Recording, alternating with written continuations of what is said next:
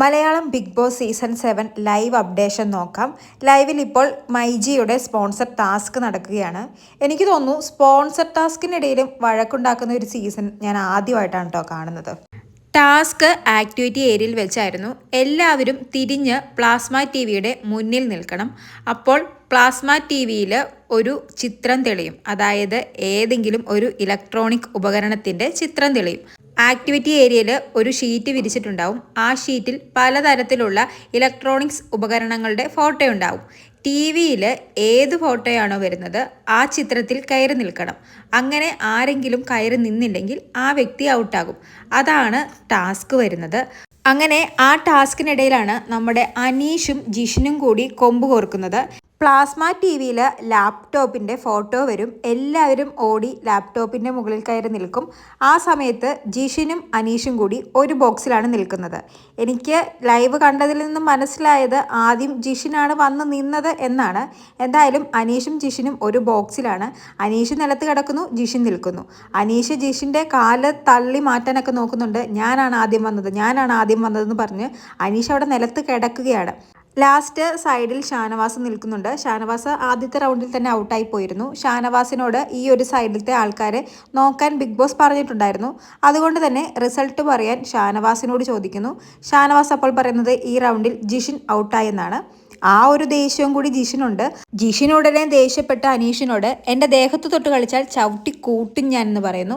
അപ്പോൾ പോടാ നീ എന്നും പറഞ്ഞ് നമ്മുടെ അനീഷും ഒപ്പത്തിനൊപ്പത്തിന് ദേഷ്യപ്പെടുകയാണ്. അനീഷിന് 2-3 ദിവസമായും വലിയ മാറ്റമുണ്ട് കേട്ടോ. ആവശ്യമില്ലാത്ത ചെറിയ കാര്യത്തിനൊക്കെ വേറെ രീതിക്കൊക്കെയാണ് അനീഷ് പ്രതികരിക്കുന്നത്. നീ പോടാ എന്നൊക്കെ പറഞ്ഞുകൊണ്ടിരിക്കുകയാണ്. നീ ഇതൊക്കെ പുറത്തു പോയി കാണിച്ചാൽ മതി, എൻ്റെ അടുത്ത് കാണിക്കാൻ വരണ്ട. അനീഷ് ഈ സ്പോൺസർ ടാസ്കിൽ ആദ്യമായിട്ടൊന്നും അല്ല വഴക്കുണ്ടാക്കുന്നത്. ആദ്യത്തെ റൗണ്ട്, അതായത് ഈ സ്പോൺസർ ടാസ്കിൻ്റെ ഫസ്റ്റ് റൗണ്ട് തന്നെ അനീഷും അനുമോളും ഒരു ബോക്സിലായിരുന്നു.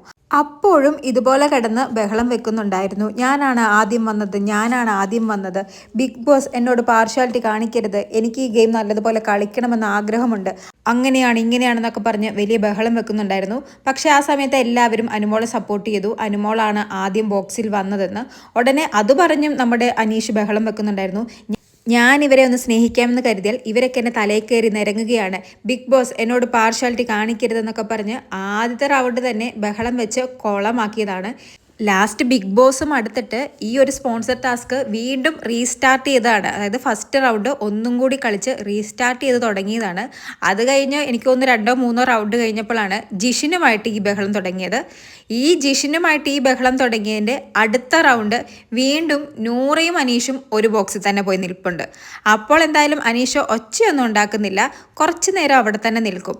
പക്ഷേ എന്തായാലും അത് വ്യക്തമായി നമുക്കറിയാം നൂറയാണ് ഫസ്റ്റ് ആ ബോക്സിൽ വന്നതെന്ന്.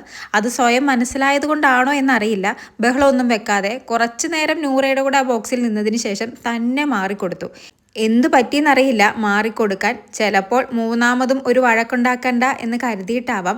കാരണം ആദ്യം അനുമോളുമായിട്ട് വഴക്കുണ്ടാക്കി, രണ്ടാമത് ജിഷിനുമായിട്ട് വഴക്കുണ്ടാക്കി. എന്തായാലും അനീഷ് കുറച്ച് ദിവസങ്ങളായി കുറച്ച് എക്സ്പോസ്ഡ് ആവുന്നത് പോലെ എനിക്ക് തോന്നി. എന്തായാലും കൂടുതൽ ലൈവ് അപ്ഡേറ്റുകളുമായി വീണ്ടും വരാം.